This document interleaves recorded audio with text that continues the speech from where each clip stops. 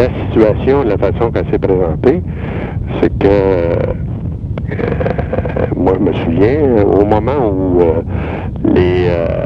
les négociations là, étaient que le patron était fait, puis qu'il y avait eu conciliation, etc.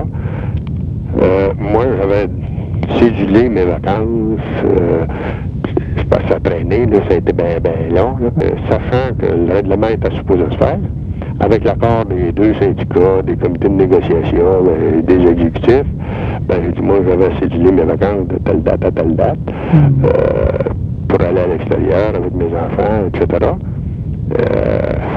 Alors, puis mes réservations étaient faites, tout fonctionnait. Fait que la dernière séance de négociation qu'il y a eu, je ne me trouvais pas être présent à la table. C'est notre directeur général, qui était René Cormier, qui a été présent.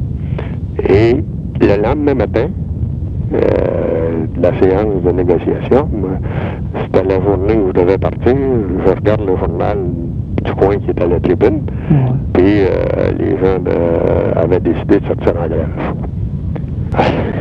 Fait que là, ben, j'ai cancellé mes vacances, bon, pour la visite.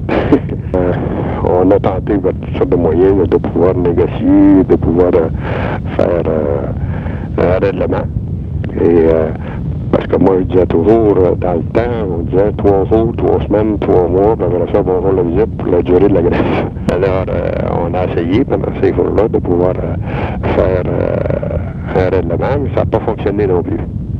Il n'y avait rien, eux autres voulaient renouveler là, tel quel. Pas de changement de nom de la fédération, là, comme je dis, là, juste pour démontrer l'absurde qu'il y avait là-dedans. Alors, là, ben, la grève a déclenché. Et suite à tout, puis là, on a averti nos gens. Moi, j'ai dit à ceux avec qui je travaillais, j'ai dit, écoutez, il faut avertir les gens que le problème en jeu, c'est la fermeture des usines. Parce qu'il y en a qui avaient peur que le fait qu'on dise ça, que les gens lâchent, que les gens ne veulent pas faire la bataille. Ben, j'ai dit, moi, ils sont mieux de le savoir tout de suite que de le savoir dans 6 mois, qu'on est mieux de leur dire. Ils décideront. Et s'ils sont prêts à accepter ces conditions-là pour éviter la fermeture, bien, ils le feront. Mais étant donné que c'était pas sûr, que même s'ils acceptaient qu'il n'y aurait pas de fermeture, j'ai dit bien sûr, puis que la grève a été provoquée, etc. Fait qu'on leur a dit, puis malgré tout ça, les gens, 90% ont voté en faveur de la grève. Puis de continuer la grève, de maintenir la grève. Alors, il y a eu toutes sortes de représentations, toutes sortes de moyens de pression pendant cette période-là. Et ça s'est adonné que quand ça a déclenché au bout de 6 mois le règlement, là, c'est que nous autres, on avait découvert par le service de recherche de la CSM, on avait découvert que la compagnie n'avait pas de limite forestière à Quévillon. Elle bouffait du bois, là, elle coupait du bois, mais elle n'avait pas aucune confirmation comme quoi ces limites-là pouvaient leur appartenir, comme ça existait dans le reste de l'industrie. Alors, fort de ça, nous autres, on dit que ça nous donne une arme assez puissante de faire de pression auprès du gouvernement là-dessus. Et c'est ce qu'on a fait, nos pressions auprès du gouvernement. Et là, ça a amené, puis on a demandé, c'était Bertrand qui était premier ministre, là, on a dit, la compagnie doit nous confirmer si elle n'a pas l'intention de fermer l'usine. Puis nous autres, on a dit, s'ils ont l'intention de fermer l'usine, donnez-leur pas les limites forestières à Quévillon. Bon.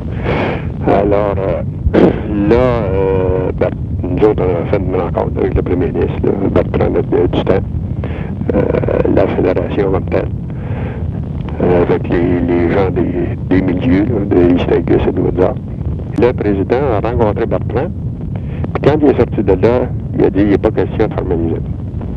Alors, parce que là, il voulait avoir ses limites forestières, hein, OK. Et je me souviens, dans le temps, le ministre Gosselin, des Terres et Forêts dans le temps, il était de East-Angus. J'avais été le rencontrer, lui. Et fort probable que c'est ce but-là qui a déclenché que le président de la compagnie a accepté de rencontrer le premier ministre. Par suite de ça, qui est arrivé et qu'il a déclaré qu'il n'était pas question de fermer les usines. Le fait que c'était son coin, si il y avait vu East Angus, il y avait eu fermeture de l'usine là, peut-être un peu plus de voitures là, entre nous autres, mais East Angus c'était son coin, que pour pas qu'il y ait fermeture, fort probable qu'il a dû parler de la question des limites forestières de Quévillon. Hein.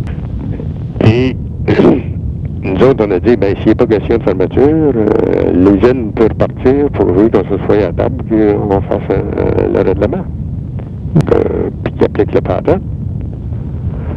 Alors, c'est ce qui est arrivé. Ils ont appliqué le patent.